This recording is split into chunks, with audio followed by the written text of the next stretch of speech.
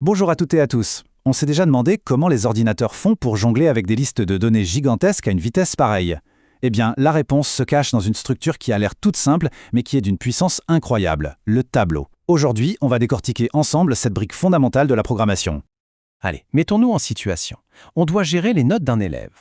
On pourrait créer une variable pour la note 1, une autre pour la note 2, mais si on en a 20 ou 100, ça devient un vrai cauchemar à gérer. Il faut absolument trouver une meilleure approche. Et cette solution miracle, c'est le tableau. C'est la réponse, à la fois élégante et super efficace, qui nous fait passer d'un chaos de variables partout à une belle structure bien propre et organisée. C'est l'outil qui va nous permettre de regrouper toutes ces notes en un seul et même bloc. Bon, rentrons dans le vif du sujet. Il faut savoir qu'en programmation, les mots sont importants. Le vocabulaire doit être précis. Alors, un tableau, qu'est-ce que c'est exactement ? Alors voilà la définition formelle. Un tableau est un type de données construit. Qu'est-ce que ça veut dire, construit ? C'est simple. Ça veut dire que ce n'est pas un type de base comme un chiffre ou une lettre, mais une structure qu'on fabrique avec ces types de base. Et il y a une règle d'or, une seule. Tous les éléments à l'intérieur doivent être de la même famille, que des nombres entiers ou que des caractères. Pas de mélange des genres. En fait, cette structure repose sur 3 piliers. Le premier, c'est l'homogénéité. Tout le monde est du même type, on l'a dit. Le deuxième, c'est que la taille est fixe. Une fois qu'on a créé un tableau avec 10 cases, il aura toujours 10 cases. On ne peut pas en ajouter ou en enlever comme ça.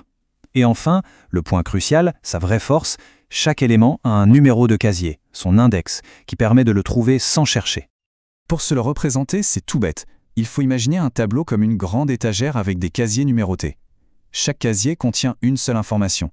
Mais attention, le petit détail qui a son importance dans presque tous les langages de programmation, la numérotation commence à 0. Le premier casier, c'est le casier 0. Et ce concept d'index, c'est vraiment le cœur du réacteur. Cet index, ou son rang, c'est l'adresse de l'élément dans la mémoire de l'ordinateur. Et comme tous les éléments font exactement la même taille, l'ordinateur peut faire un calcul tout simple pour sauter directement au bon endroit, sans avoir besoin de regarder les cases une par une depuis le début. Et voilà toute la différence. C'est ça la magie de l'accès direct. À gauche, avec un tableau, on veut l'élément à l'index 2, boum, on y est, en une seule opération. C'est instantané. À droite, l'accès séquentiel, c'est comme lire un livre. Pour aller à la page 3, il faut tourner la page 1, puis la page 2, c'est beaucoup plus lent. Maintenant, imaginez cette différence non pas sur 3 éléments, mais sur 1 million. L'accès direct change tout. Bon, assez de théorie. Voyons comment ça marche en pratique. Premier cas d'école, trouver la valeur la plus grande ou la plus petite dans une série de données.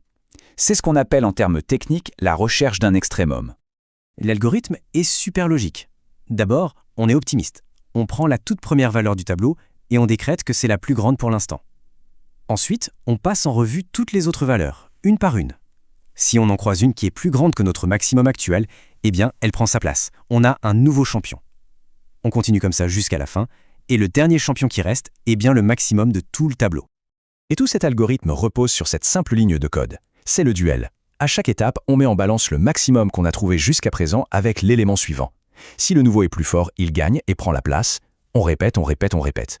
C'est simple, mais c'est d'une efficacité redoutable. Allez, on continue sur notre lancée avec un autre problème très classique. Après avoir trouvé le plus grand, voyons comment on calcule la moyenne de toutes les valeurs qu'on a stockées dans notre tableau. Là aussi, la méthode est très directe. On commence avec un compteur de somme à 0, puis on fait le tour du propriétaire. On parcourt le tableau case par case, et à chaque fois, on ajoute la valeur qu'on y trouve à notre somme. Une fois qu'on a additionné tout le monde, il ne reste plus qu'une chose à faire, diviser cette grosse somme par le nombre total d'éléments, et hop, on a notre moyenne. L'opération clé ici, c'est l'accumulation. On peut l'imaginer comme ça. On a un grand panier, notre variable somme. On prend chaque élément du tableau un par un et on le met dans le panier. On continue ce processus jusqu'à ce qu'il n'y ait plus rien à ajouter. À la fin, on a le total de tout ce qu'il y avait dans le tableau. On le voit bien avec ces deux exemples, le tableau, ce n'est pas juste un concept théorique. C'est un véritable couteau suisse pour le développeur. C'est la fondation sur laquelle on construit des milliers d'algorithmes qui font tourner notre monde numérique. Donc pour résumer, les points vraiment importants à retenir. Un tableau, c'est une collection ordonnée, de taille fixe, et où tout le monde est du même type. Mais son vrai super pouvoir, c'est l'index. C'est lui qui garantit cet accès direct et ultra rapide à n'importe quel élément. C'est vraiment ça, le secret de son efficacité. Parfait. Maintenant, on sait comment stocker des données, comment y accéder très vite et comment faire des calculs dessus, comme trouver un maximum ou une moyenne. Mais que se passe-t-il si toutes ces données sont en désordre ? Comment on fait pour les organiser, pour les trier et être encore plus efficace ? Ah, Ça, c'est la prochaine question, et c'est une étape essentielle.